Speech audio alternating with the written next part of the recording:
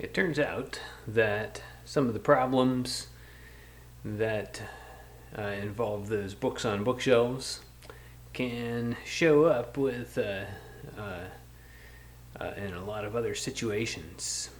I'm just changing the words a little bit. The first one would be the solutions. So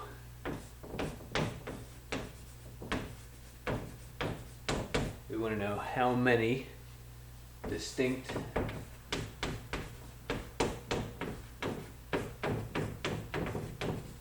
solutions, and where we want integers.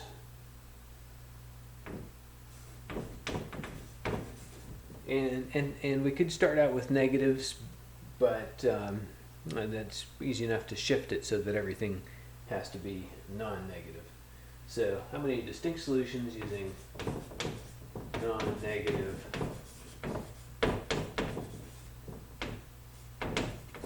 integers, and to an equation like x1 plus x2 plus x3 plus x4 equals 11. I'll get out of the way. So we want non-negative integer solutions to that equation. That means non-negative integers for x1, x2, x3, and x4 that sum up to 11. And I'll add another couple of requirements.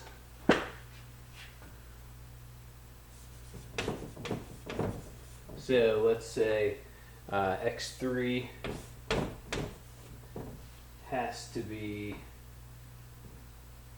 at least 3. x3 has to be at least 3 or greater than or equal to 3.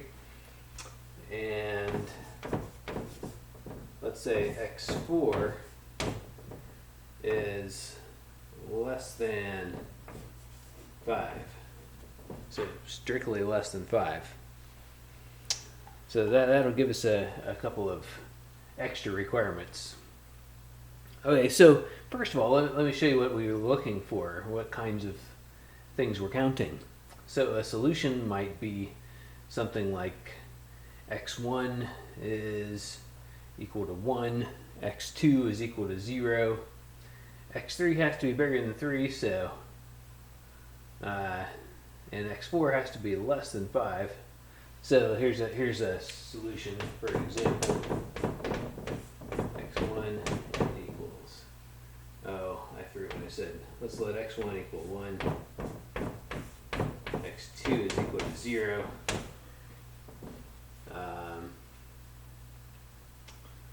Let's think about x4 first to come up with an example, because that's the one that has to be smaller than something. So I'll put x4 is equal to 3. And then the last one is going to have to be, because they have to add up to 11. So that means that last one, x3, is going to have to be 7. And that gives you an example of what we're talking about. They total up to 11, and they obey everything. They're all non-negative integers. So how many possible ways are there to do that? Well, it turns out this is the same problem as the bookshelves. The bookshelves are the variables, x1, x2, x3, x4. They can have no books at all, or any number of books. The books are their values, and so there's no distinction there. We're talking about making a plan for our bookcase. So we have to just allocate 11 locations in a plan. For instance, if we looked at this example, there would be four shelves. Call them x1, x2, x3, x4, and we picked 1, none, 7, and 1, 0, 7, and 3 for the top shelf. That added up to 11 total. So now you see how the answer is. As soon as you realize that, we can use the same counting methods that we used for bookshelves. Well, the fact that there has to be at least 3 shelves on shelf 3 means that we should start out by putting 3 blanks on shelf 3 and then plan for the rest of the books. So that means immediately we'll go ahead and allocate those 3 spots, and there are only 8 left to plan for. So there's only so we'll be solving a new problem where the 4 add up to 8.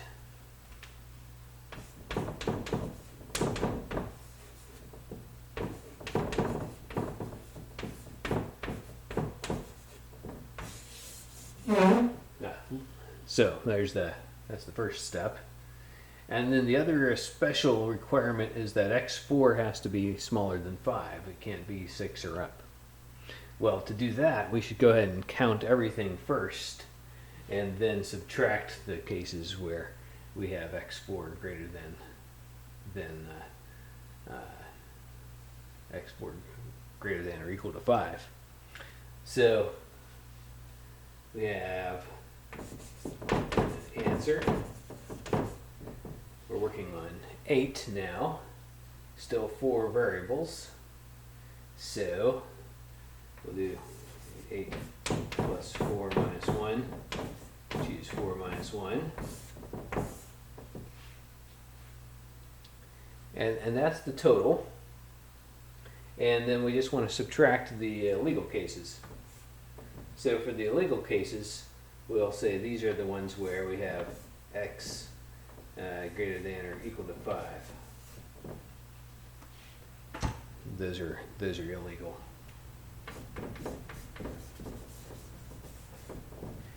Now we still have this is x4 here, and we still have x3. Yeah, that's x3 greater than or equal to 3. So there's still, in these cases that we're subtracting, there's still the total of 8 that we're working with at first.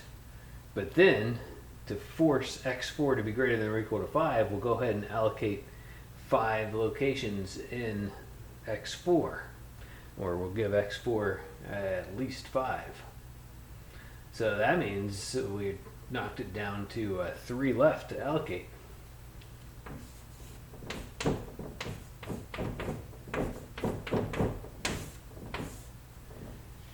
Because it's x4 greater than or equal to 5, and still x3 greater than or equal to 3, in case we forgot that. So we're starting out in those cases by allocating all 8, the 3 and the 5, leaving 3 out of the 11 to still decide. And so that'll be the total answer. Sometimes we can do at least, we don't have to simplify it completely, but at least simplify it a little. So that's 12 minus 1 is 11. Choose 3.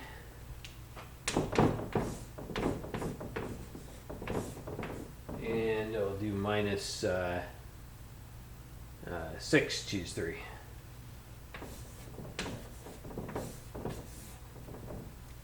In fact, I might as well just leave the answer like that. With a calculator, you can finish it off, but I'm happy if you leave it there.